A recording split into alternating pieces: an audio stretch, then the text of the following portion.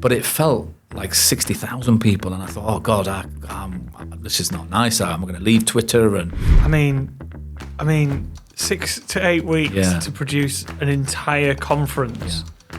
You are mental. The only thing you'll be buying from the Comms Hero community is knowledge and relationships. That's it. The amount of redundancies I'm seeing around, it's huge.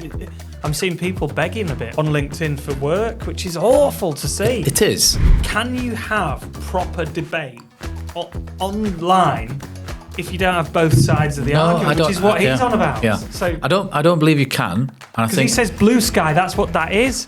It's one-sided, and that's why there's hardly any debate.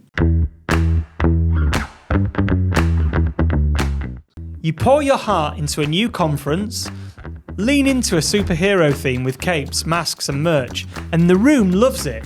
Then you get home, open Twitter, and a small group tears into you for wasting money on childish swag, to almost letting a handful of critics scare him off a hashtag that would later unite thousands of comms people. Today's guest is Asif Chowdhury, chartered marketer and founder of Comms Hero, who has spent more than a decade running events for comms and marketing professionals while leading integrated agency Resource, local to me by the way. In this episode, you'll learn how to treat a community as a long-term commitment rather than a short-term campaign. So let's get into it. Here's the show. Enjoy. Right, well, welcome to the show, Asif Chowdhury. Thank you very much. Have I said your name right? You have, Asif Chowdhury. Perfect pronunciation. You might have gone onto LinkedIn and clicked that little speaker button that I don't do that. Tells you about pronunciation of people's names. Yes, there you go. Just before you, our producer walked in, Asif and I were talking about the fact that you actually know my wife, don't you? I do. Professionally. Which is so weird. Professionally, yeah. You met her years and years ago, and when she was into sales and new business, and now she does biophilic garden design, which is, biophilic design in schools and sort of NHS and stuff, which is a very heartwarming thing. And talking of heartwarming things, right, the reason why I had to get you on the show is we tried to get connected about... We did. I say connected, it's like we live in the same in the same region. And we've tried to get together a number of times and it hasn't worked out. So I wanted to get you in to talk about Comms Hero and what it's all about and how you've built... you've built a massive community online, like 15,000 people. Yeah. You're holding these big conferences. Yeah. You had one a couple of weeks ago, I said. Mid-October, So 250 people there in Manchester. Yeah, so how did it come about? Because I seem to remember Comms Hero. I've been on Twitter since the beginning of time, when the dinosaurs were around, and me and Elon were the only ones on there. And Comms Hero was a hashtag, right? So how did it break into something else? I'd been going to, as a marketer, but also serving comms people, the company that I represent, Resource, we work with marketing and comms professionals. And from a sales point of view, I go to conferences where these comms professionals go to learn stuff and to connect. And knowing comms people as I do, they're very creative individuals, but they're quite introverted.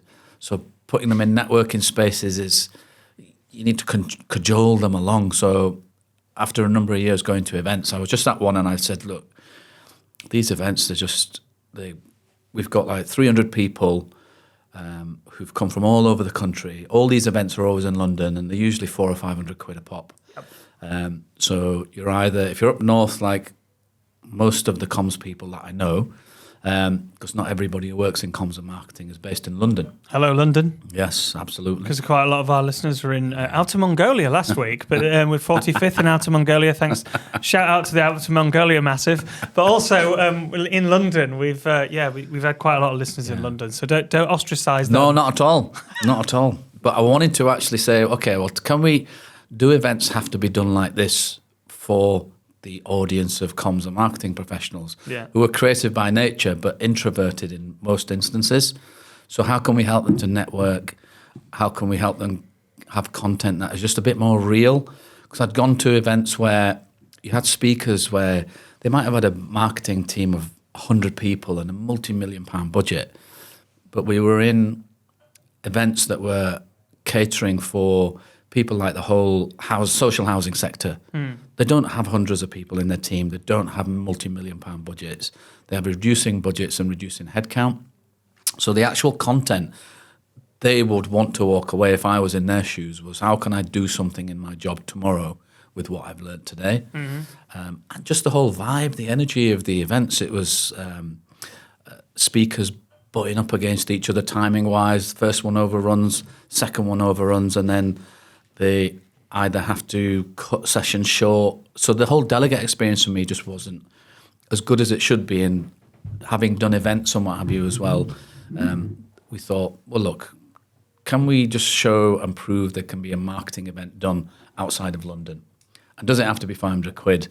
So we did the first one in Manchester on the 13th of May, 2014. And the kind of real moment, I wasn't sure what was going to happen. We said, look, it started off just as a one-off event, not a community. Back then, 11 years ago, tribe was probably the word that was used rather than community. And that was the go-to word. So we didn't set out to build a community. It was just genuinely, let's try and do something, an event for comms people that's different, helps them to become more creative, and let's just not do it in London. That's all. And let's see if we can get speakers who are actually doing the job for a living. And I remember speaking to, I thought, I need to try and get a really big keynote speaker that hasn't really done the circuit of comms and marketing people, but maybe is a really good marketing speaker. So Grant Leboff was our keynote speaker. And at the time, Stickier Marketing was Amazon bestsellers. And I remember speaking to Grant, he phoned me on the way back from a site visit to Bridgewater Hall, which is where we hosted the first event. And he was really up for it. And I thought, wow, we might have something. But then I realised from when I put the Save the Date out, we had 8 weeks to come up with a brand, to actually come up with the speakers. All I had was a date and a venue. I mean, 6 to 8 weeks to produce an entire conference. Yeah. You are mental. I kind of found that out as it went on. Welcome to marketing, embracing marketing mistakes there. And how was that? How was the pressure? It was enjoyable, to be honest with you, because, you know, you'll know yourself when you're working with clients on their brands, you very rarely get the chance to work on something of your own company's brand. So we had to come up with a name. And I remember our head of creative at the time, we were on the train down south somewhere on a client meeting. So we had 3 hours. By the time we'd got there, we'd come up with a name. By the time we'd got back, we'd registered the domain, the Twitter handle, and we said, right, it started now. So we put the Save the Date out, then I put it on. So if it was on Twitter at the time, it was real. So we committed and we were accountable. And then thought, right, how on earth do we do this? But we've just always had that spirit where we've achieved some ridiculous projects for people all the time. So we said, let's do it. The worst that will happen is that we will just invite a number of people and it will just wipe out. Was it free? No, it wasn't. So we would tickets? have, it was £150 per person. So we had 85 people attend the first one. Mm-hmm. Whilst we were coming up with the speakers, the agenda, and the first event, so we were about 4 or 5 weeks in. I had a call from somebody who was running the CIPR network for North Wales, and they were hosting, or Wales in total actually. It just so happened they were hosting their get-together of their network in June that year. And they said, we've heard this thing about Comms Hero, will you bring it to Wales? I said, yeah, bearing in mind, but I was transparent. I said, look, I don't genuinely know what it is yet, but it's a conference and we'll get speakers. And so I'd already committed to a second event. So in the end, in the first year, we'd done 4. 13th of May to 17th of June. Yeah. Another 4 weeks. Yeah. And then we committed to 2 in October, which was Bristol and London. Right. Okay. And ironically, London was the hardest one to fill. Because they have so many conferences, right? Yeah, absolutely. But we tried to do different stuff. In Bristol and London, we had event spaces that were social enterprises. So the money was going back into the local community, which was a really nice thing to do because we didn't have the pressure of, we've got to make money, we've got to put X amount of bums on seats. We just needed to break even, hopefully. Worst case scenario, then resource our own marketing budget would have funded it, because we were really committed to doing it. And I think that was the key thing for us.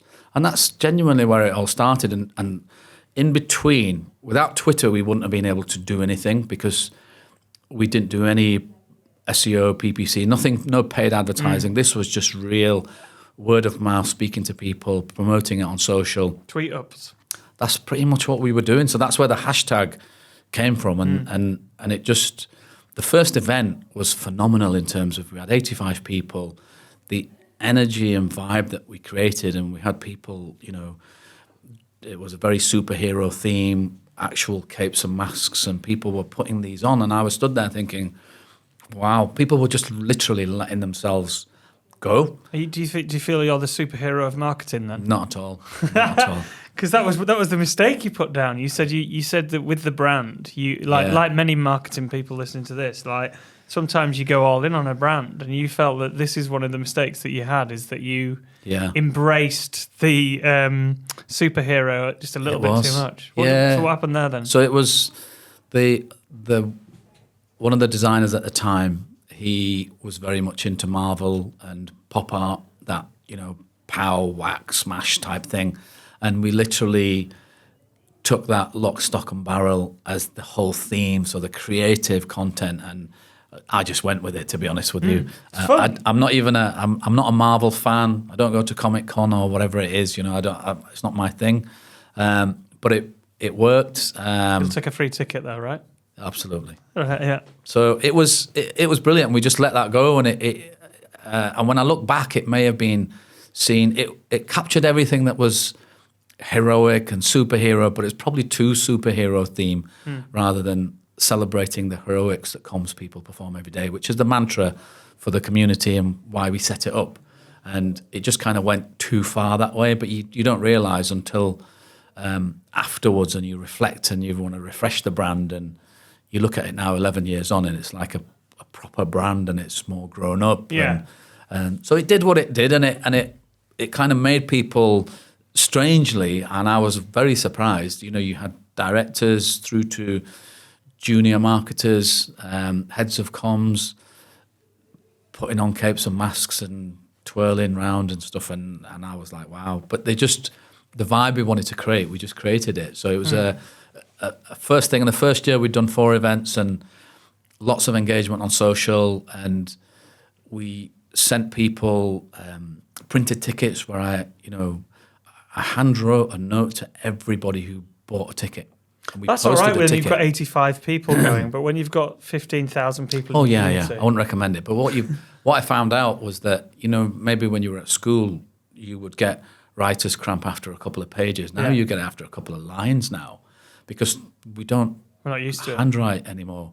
But it was really nice, because what happened, people received this printed ticket in the world of digital, where Eventbrite was sending automatic tickets. We used Eventbrite as the ticket platform, but we wanted to send a printed ticket, working for a company that has print at its heart. It was just to give that connection. What I found, that people received the ticket and they actually took a picture of it and posted it on Twitter. And I went, wow, I'd not experienced that before. So it brought things into a digital medium from something physical. I mean, when was the last time you saw anyone send or take a picture of an email they've received or an intranet bulletin? No. It just doesn't happen. So we kind of had something here. And the stuff that we know about print, it just started coming to life, because we'd done that for clients all the time, but never for something for ourselves. So it changed the way we marketed as well at the same time. So do you have sponsors for the events? No, we have had on occasion, but we wanted to do it without sponsors, because what we didn't want to do with an event, and this is no disrespect to anyone doing events, it's just, you get a sponsor, you've got to give them something. I totally understand, and I get that. But that was going to compromise potentially the quality and the integrity of the event, because we wanted to not ask people to please go and see the sponsors because they've got stands and they've got leads to generate and so on and so forth. Because we said, no, the only thing you'll be buying from the ComZero community is knowledge and relationships. That's it. You won't need to be buying any software. You're doing this anyway. So we stayed true to that all the way through. And anytime we've had sponsors, it's helped just keep the ticket prices down as event costs increased over the years. Because we did 150 quid, including VAT, for probably 9 of the years, to 8 of the years. And the last 3 years have been 195 quid because post-COVID, all the costs for venues increased dramatically. So we don't need to make money from it. It's not about putting bums on seats. It is literally just putting an event on that is purely for the event. So the sponsors we've not done. We've had them on occasion, and it just helps to absorb some of the costs. But anyone who's asked to sponsor, I'm quite clear with them to say, look, you can bring a stand, but please don't. I'm not going to force people to, if they, during the breaks and stuff. And if that's not your thing, then that's fine. And it's kind of worked. So we've had more without sponsors than we have with. So how much of your time do you spend doing that now? It would seem, because it's a labour of love, it's not actual distraction. It's now part of the day job. It has been for 11 years, to be honest with you. Building the community, we've had some of our biggest clients have come from the Comms Hero network, where, because we genuinely did do it as a force for good. So it became a marketing campaign that we've just run with the same hashtag for 11 years. So I'm glad we didn't do Comms Hero 14, 15, 16. Because we've retained the same hashtag. There's so many people out there that will be going, yep, we've done that. Yeah. Like I go to events every year or speak at some stuff, and the hashtag changes every year. And you're right, if you don't change the date, then it would be much more powerful, I would imagine. Yeah. So we've kept that all the way through.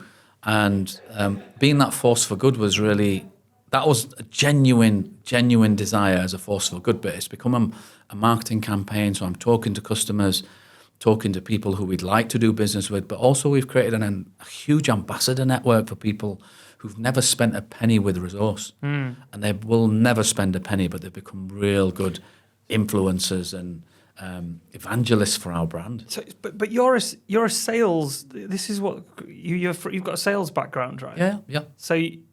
So are you?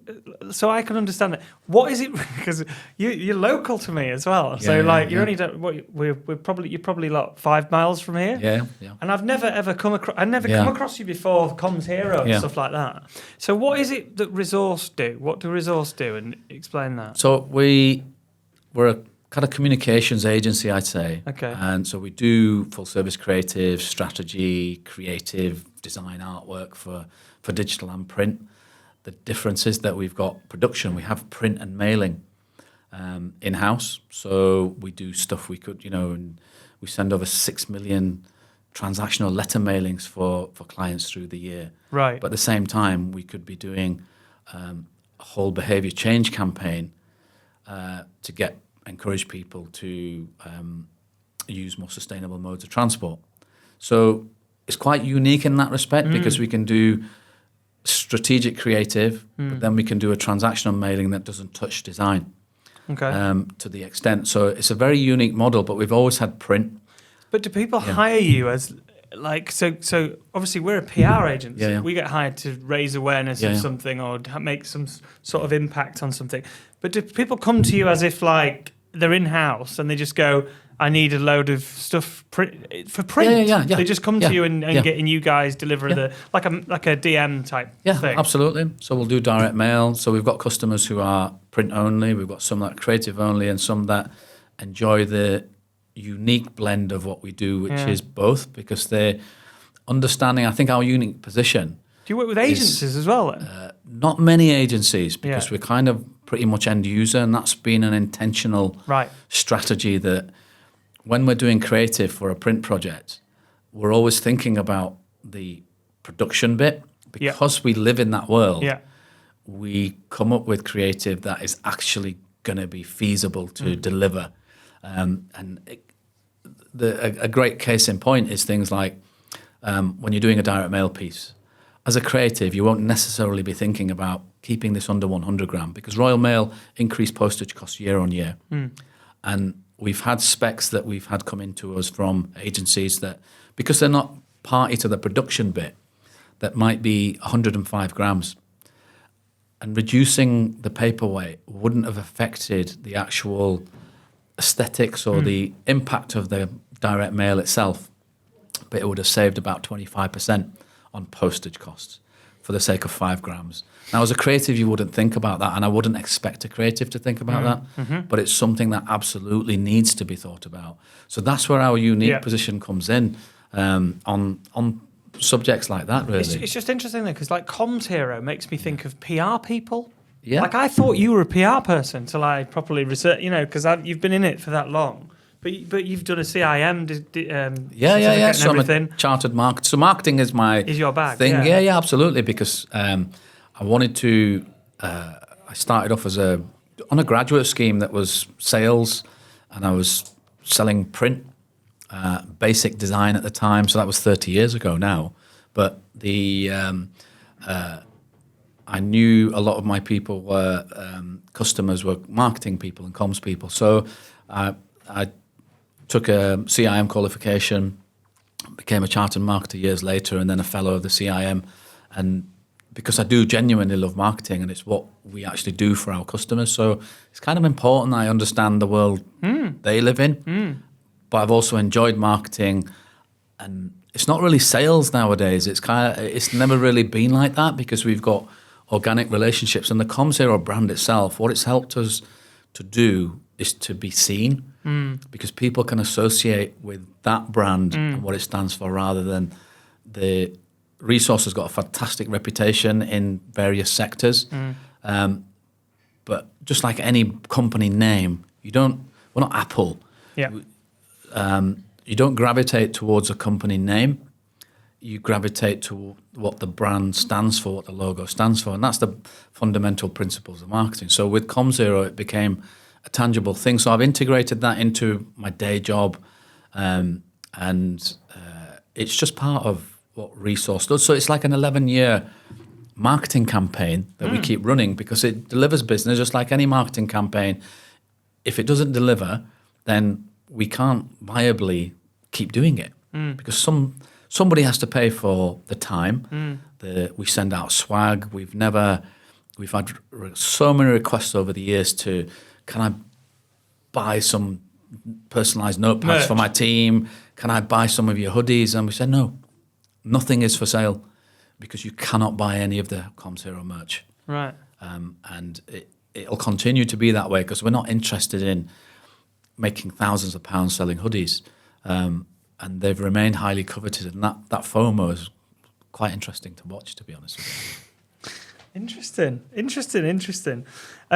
Just to take you back to the superhero mistake bit. Yeah. You've had the positive side of Twitter, and then you've had the Elon Musk side of Twitter as well. Yeah. So what happened with the superhero theme that went wrong then? Yeah, it was interesting, because I'd just like many people in those early days of Twitter. So this is 2014 we're talking about, and everybody was really nice, and it was like, I classed it as like the Facebook for business.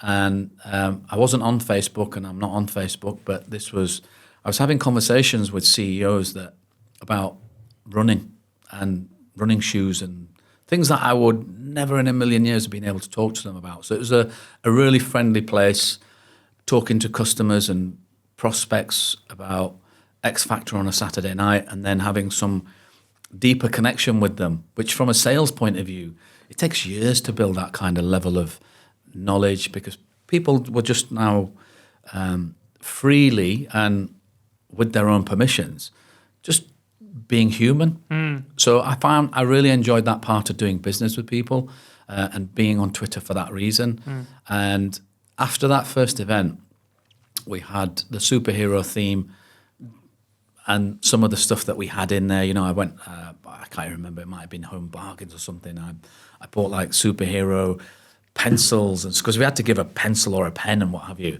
And there were these little, like, I think they were designed for children, to be honest with you. And I put them in the swag bag, and they were all bang on theme. They were bang on the creative. And then somebody commented afterwards saying, it was just, we went to this event and there were capes and masks and the stuff that most of the 80-odd people enjoyed. And then saying, there was loads of this tat and stuff like that. And what did we pay for? All that tat didn't actually make up the budget. because resource took the hit of that. And it was the first time I'd had any negative feedback on social media. So that stopped me in my tracks, to be honest. When I did genuinely, that turned into somebody else jumping on that bandwagon and someone else. It didn't go viral or anything. Ultimately, it was 6 people. Pylon. Yeah, but it felt like 60,000 people, and I thought, oh God, this is not nice. I'm going to leave Twitter, and I spoke to a couple of CEOs that I knew who are who were in the social housing space and on Twitter actively, and I thought, well, I've spoken to them before about them being accessible, and they get trolled every day. So I thought, well, let me actually speak to them, and they gave me some really sound advice, which was, look, just the best thing is to ignore it and don't get involved and try and justify yourself. But also, if you're getting trolled, then you're visible. And you can't be visible just to the best people. You have to be visible to everyone. And I went, actually, I'll take that as a compliment. And I'm glad I took that advice. But it was definitely, everything felt like a mistake. And that could have stopped this community 11 years on, stopped it dead in its tracks. I mean, I've been trolled. We get trolled, like with this podcast is, I'm going to plug it out here. We're on our YouTube channel, Embracing Marketing Mistakes on YouTube. And we did a video. I can't remember what I did of it. I mean, obviously there's loads of video bits, right? And I was talking to camera about something, and someone put in the comments, my marketing manager flagged it to me because I hadn't seen it. And she was like, oh no, I think I saw it. And I said, did you see this comment? How come you didn't tell me? It was a couple of weeks late. And she was like, oh, I didn't think it was very nice. And it said, if he's got such a successful agency, why is he wearing that shirt? He can't. Oh no! And then people just saying like horrible things. You're like, and she was like, "Does that upset? Are you upset?" And I was like, "No, I don't care. Like, I really don't care. Like, there's people out there that you've got to think to yourself. The people out there, like, you've got your own people, right? The people you know. I care about the people that I know and that I value their opinion. The people that you don't know who are out there, there's people out there who are not getting the love. They don't feel the love, right? And the only way they can get some sort of credible engagement sometimes is by saying something really funny, which I actually laughed at the shirt comment, so fair play to you on YouTube, whoever said that. But I don't know if I wore the shirt again. I'll have to let you know.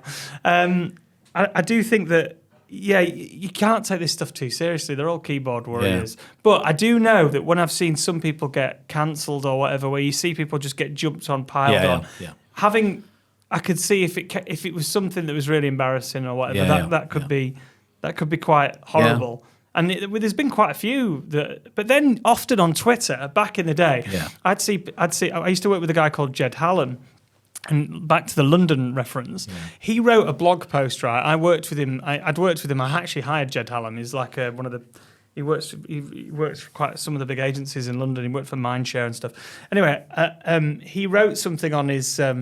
He wrote a blog post. It was a really articulate blog post about how London-centric the UK is, right? London takes all the glory, and just like what you were saying about your marketing events. And he wrote this post, and I knew what he was trying to say, which is basically there's also some talent up in the north as well. Yeah, absolutely. Don't turn down Manchester, Newcastle, and all these other places. Leeds, where we are. Yeah. But he'd written it in quite a cocky, provocative. And oh my God, Twitter! It must have been 2016 or something like that. Yeah. They just piled on him and I felt sorry for him, so I stuck up for him a little bit. But you saw the pylon, and then a couple of days passed. He didn't tweet for a couple of weeks, which was really. That was when he used to tweet all day. When people would be doing So I've seen it from every angle, and the truth is, value the people. I think value the people. Very much. You know. I think that's what it taught me, and we have had a couple of further instances. We had somebody who took the hashtag, and I had a bit of a vendetta against one particular comms professional in our community. And excuse me, so he'd actually created a hashtag com0 Z, saying the community doesn't provide any value, and I'm thinking, I don't even know who you are. It's by association, but it was one person. It was literally just one person. So we've had stuff like that before, and then more latterly there's one person, and that's kind of happening at the moment over the last year or so. That because there's a very senior comms professional who is being targeted by a troll, and he's tagging in Comms Hero into his posts, which I see, and I'm thinking, it's two separate things. Please leave us alone. And you just have to ignore it, and you do realise that it is sometimes to somebody who's not necessarily confident in themselves. It would make you. It would crush you, and it would make you stop in tracks. And it made me stop posting for. It probably was 2 or 3 days, but it felt like 2 or 3 years. Because, like you say, you could post 10, 15 times a day if you wanted. Yeah. There wasn't any limits to what you should do, and there wasn't any guidebook or any best practice or good practice saying you should only do 1 tweet a week, like it happens on LinkedIn now. 3 or 5 posts a week and that kind of stuff. So people were just having conversations and engaging with people. So it was a big deal, and you do feel for a lot of people who are just doing their job, representing an organisation, and they get trolled. So there was a huge learning piece out of that, and I did a couple of speaking sessions where, especially in social housing, a lot of the comms people, because they're putting the messages out for the organisation, but they're the ones that are getting trolled. So they were on Twitter, and it's easy to find out who's doing what job, and I thought that bit was it's unfair, but if you're in this world now, you're kind of publicly accessible, so you've got to take it on the chin sometimes. You can't hide away. Yeah, I mean it's the one thing that I'd hoped Elon would have sorted out with Twitter before he turned it into whatever it is now, X, is he would have the fact that Twitter, because apparently if you've heard his take on it, because it's quite interesting as a PR person, I speak to marketing people about Twitter, and I get asked quite a lot, are you still on Twitter? What do you do with it? Should we use it for the brand? And if you listen to how it's been positioned, the left took Twitter, and as the government in America went left, Twitter moved to the left, and there was a few things that Elon's talked about, supposedly, allegedly went to the left, and Elon says that he noticed a few things that were happening in the elections to do with it was sort of being screened and how Twitter was being used. And Twitter was the national of US narrative, and it created the narrative here as well. Yeah. And but apparently, the allegedly Secret Services were, as Elon's been talking about it, but had some control over what was going on Twitter, and the whole of social media, so Facebook, Meta basically. Yeah. Allegedly, were pulled over to the left. And that's why Elon says he bought Twitter to pull it not to the right, but to the middle. Now, personally, I'm not sure I agree with that, because I think it went far, far too... He got rid of all the sort of safeguarding. It stopped exactly the terrible stuff that you're talking about. Like, the trolling is awful. Yeah. The trolling's awful. The under-16 content, the stuff that's about suicide, all that sort of stuff. That is the stuff, the awful side of social media that none of us... Which I didn't used to see back in the day, to be honest with you. Back in the early days from 2013, when I first went on it, I never used to see that. No. So it was a good place where you were just having... The conversations you would be talking about professional, personal stuff, and just engaging with people, which was really good. Opinions weren't so forthright at that particular point, so it has changed. I mean, I still got my account. I still call it Twitter. Yeah, but so does everyone. I don't post. I haven't posted for a while, for a long time now, to be honest with you. And that was the promotional channel for Comms Hero. Yeah. But as soon as you've got to go where your audience is, right? You have to. Yeah. And our audience started to navigate away from that space. So it made it was a natural kind of transition to move away from it. But then, we had, we must get on Blue Sky and Threads, and there was the I can't remember the other one. Mastodon. Mastodon was it. I created an account. Sounds like a big dinosaur, doesn't it? So, here comes the Mastodon. You know, we all created accounts for every single one of them and not used them at all. And I remember I had, on the Comms Era podcast, funnily enough, when Threads came out, I had Matt Navarro on to say, Twitter versus Threads, come on, tell us, because you're the guy who knows. Well, he's stepped away, hasn't he, from Twitter? Yeah, totally. Absolutely. For some big personal reasons and what have you. And I think that magpie effect, that shiny new toy, that's what I've seen with social over the years. But what's behind that as an individual? Well, we've seen so many. I don't even know what people use anymore. And every one of them's been the demise of Twitter. But now I don't even know what goes on there now, to be honest with you. A client asked me about it the other day, and supposedly in America, he says he's pulled it back into the middle. Yeah. This is what Elon's saying. Yeah. I mean, you can debate this because I've talked with clients about it, but he says he's pulled it back into the middle. But I think there's not enough there's not enough guardrails on it at the moment, and he's all about freedom of speech. But then you give the power to the troll. Power to the troll, there's your soundbite. We don't want power to the troll. I don't like trolls. No. If we can get rid of trolls, but the thing is, what the genuine question here, Asif, is can you have proper debate online if you don't have both sides of the argument, which is what he's on about. Yeah. So I don't believe you can. Because he says blue sky, that's what that is. It's one-sided, and that's why there's hardly any debate. So I think that there is that. There's definitely the echo chamber effect that started to build, just because I think that was a natural consequence of because different tribes and communities were being formed through just organically on Twitter, because you were starting to have groups and threads that would come up. People would tag others in, like-minded people. But it's a dangerous place to be if you're in a room where everybody's nodding in agreement, because how do you get balance and how do you get any kind of constructive feedback on what you're doing?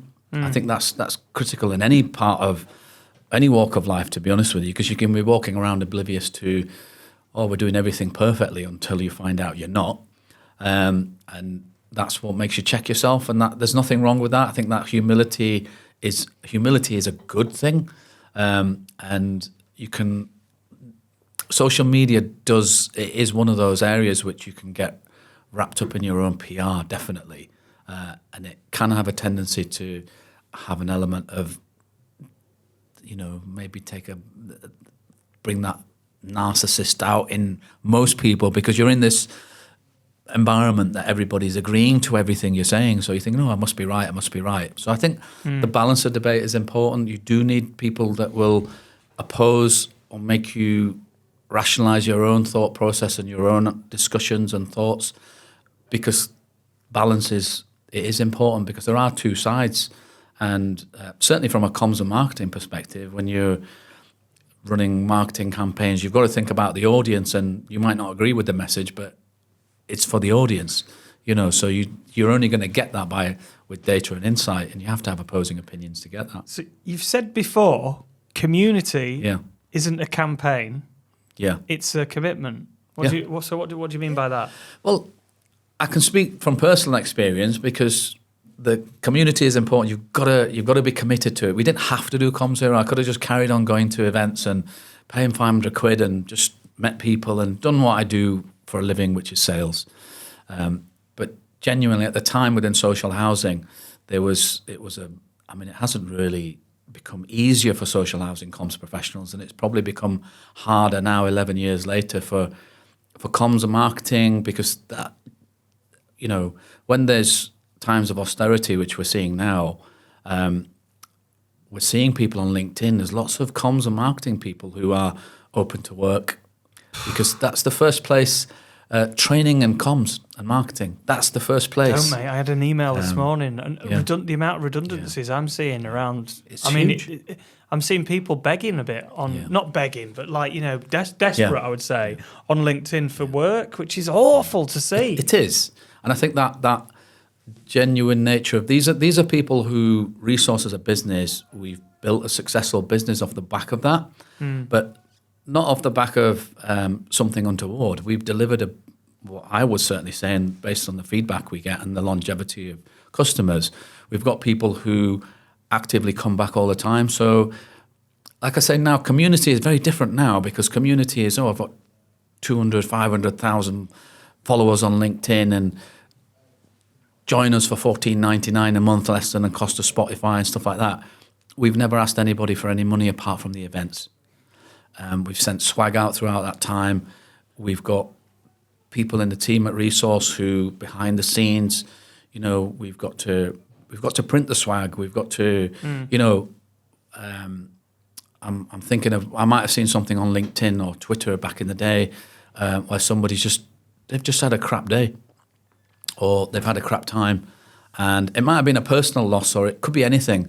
But just sending somebody a handwritten card, which takes time, and it takes a bit of effort, because, well, think about the last time you actually handwrote and posted a card to a family member. It doesn't happen that often now. We just go to Moonpig and just order it online. So for 11 years, myself and the team, we've done that. We're sending people swag. We're sending cards to say thank you. Whatever it might be a business success or a personal success. They've qualified as a chartered marketer or something. So it's not just a customer. A lot of the people we've connected with will never do business with the Resource. And that real demonstration of how committed are we to this community is on the amount of effort we've put into it, not just to sell out an event, but 11 years later, we've run it, and I mean 365 days a year. When we were on Twitter, I can guarantee for about 8 years straight, there wasn't a single day that a post didn't go out or an engagement. And I know that because I was doing it. So that commitment isn't because we're getting $14.99 a month. We're never going to try and monetize this, because we've naturally, I think that intent and that commitment. I did a podcast interview with one of my guests, and the Rag and Bone Man rings a bell in their local village. And she said, "Oh, you need to edit that out." I said, "No, keep it in." So, Not the Rag and Bone Man. A Rag and Bone human. No. Oh, okay. So it might have been. You never know. Yeah. But that community is that real intent is demonstrated by how much effort and commitment you put into it, not because you've got an event to sell out, but because you genuinely want to be a force for good. Something you haven't told us, but I've found out from my extensive wider research, is that you did make an error years ago, and now it's part of your training program. Is that correct? I'm trying to think. A spelling mistake. There was a spelling mistake. we did, and that was Desk Buddy, and it was we definitely made a marketing mistake, which was the actual date of Pancake Day. That's not the one you're referring to, but that's just reminded me of another one. Right. Which I think it was a customer who told us. It's Shrove Tuesday. Yeah. You got the date wrong. The artwork actually had last year's day. Oh, no. And the date was obviously right, but the day wasn't. Yeah. So we actually, how can the date be right? Because it doesn't change. The day was right. Yeah. The Tuesday was right, but not the date, right? So the date, yeah. So we took it from last year. And we actually made because Desk Buddy as a character was quite fun and what have you, and it's a really nice campaign, and we could, very tongue-in-cheek, and we could have some fun with that. So we kind of lent into the mistake, which, to be honest with you, you see on social now where, you get these kind of carefully crafted statements that basically just get a hell of a lot of backlash anyway. Shout out to the crisis teams. Yeah, that's what we would absolutely. Do. Crisis comms. Because in 2017 we did our theme we did 3 events that year. Our theme was Dare to Fail. And we were trying to get, like you're doing on the podcast, because for years running up to that, we had comms people. I was inviting people to speak, actual people who are doing the job for a living rather than consultants who had done it and now just talked about it. And it was very easy to get people who would talk about all those silver bullet case study moments that they've got. But then when I said, look, will you come up and you can talk about that, but we want to hear about when it messed up, basically. Yeah. And that was such a struggle to get people to own up. But we did eventually. So we had 3 events, which were the theme that year was Dare to Fail. So we were celebrating failure. I think it was 2017. Oh, wow. That was like a huge thing at the time. Yeah. And it was quite refreshing because it kind of made people realize, I've made some mistakes, but I wouldn't have owned up to them. And you've got people on stage now who are telling 100 or so people of mistakes that they'd made, but the success that came at the end of it. And then if I then fast forward to 2024, when we were doing our ComZero Conference and Awards in Leeds, we had Grace Miller, who is the head of failure and experimentation for Stephen Bartlett and Diary of a CEO. So she was one of our speakers. Right. So there's somebody here who actually is employed. Head of failure? Yeah, head of failure and experimentation. So a brand new job it was, and that was Grace's first speaking slot, and she talked to us about the way that failure is embraced, and her job is to just keep failing, which was quite cathartic, really, in terms of. I'm only a third into Bartlett's book, so I haven't got to that section. But it is in there, and it's a really interesting part where creating those failure labs that you're just continuing to just fail because you've got nobody's kind of been a huge success from the get-go. So you've got to go through those things. So that's what she does, and it was brilliant to hear from her and somebody whose job it is to actually just get it wrong. Well, I don't know if I've told this on the podcast before. Stephen Bartlett once emailed me and Will. This was obviously before the podcast, and it was when we had our own webinar, not webinars, they were seminars. We do like training free, like yours, but not a conference, not as on a grander scale. We do like free events, marketing events. We used to travel around the country. We now do a lot of them on we do webinars, like most people. We turned it digital during COVID, and we used to do quite a lot. We used to do 4 or 5 a year in each area, and one of them was in Manchester every five a year in Manchester. And he emailed us like 4 weeks before saying, "Hi guys, I'd love to come and speak at your event." And bearing in mind, I think he was the CEO of Social Chain, so they're kind of a competitor of ours, which was a little bit strange. And we were like, "Who is this? Like, to have the brass tacks to do that, to email and ask to be on your, on your speaker list." And then, literally, did you get him on? No, we didn't. And Stephen, if you can hear me, I'm sorry. Can I come on Diary of a CEO?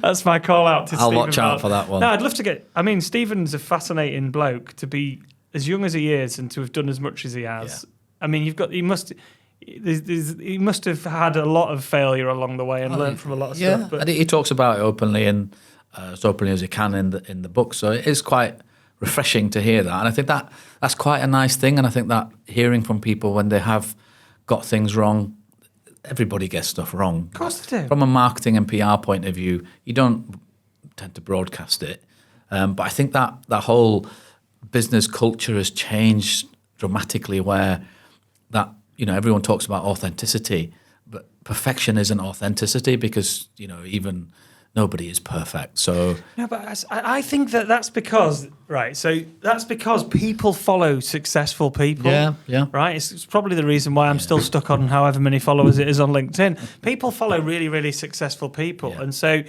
when you look at successful people, you're there going, how have they done that? everything that they do. Oh, look, they're rebranding a plane, and it's not real in real life, is it? So I like the authentic. We had somebody on the show called Authentic Alex, Alexandra Gallic. I'll get her name right. Hang on, Alexandra Galviz. And she came on the show, and her thing was all about being authentic. And she talks about removing the mask from what you're doing in business, which is interesting. Like being fully authentic at work. Like how could you try to be as authentic as possible? Like I try to be exactly who I am on and off the podcast. Is exactly who I am. I tell people, which gets me in trouble sometimes. I have to say a spade is a spade. I'm very much your Yorkshire PR and marketing person. So you've obviously been on this show now. If you were us, who's the guest that you think we should have on this show, and why? next, basically? I'd have Sarah Waddington. Do you know what? She messaged me 2 weeks ago to say she'd love to come on the show. Do you know why? Seriously, because Sarah, we talk about authenticity, and just I couldn't think of a more perfect CEO for the PRCA now, because you can see I'm not. My world is comms and marketing, and PR kind of comes into that sometimes, but not all the time. So, known Sarah and Stephen Waddington for quite a while. Fantastic people, socially mobile, but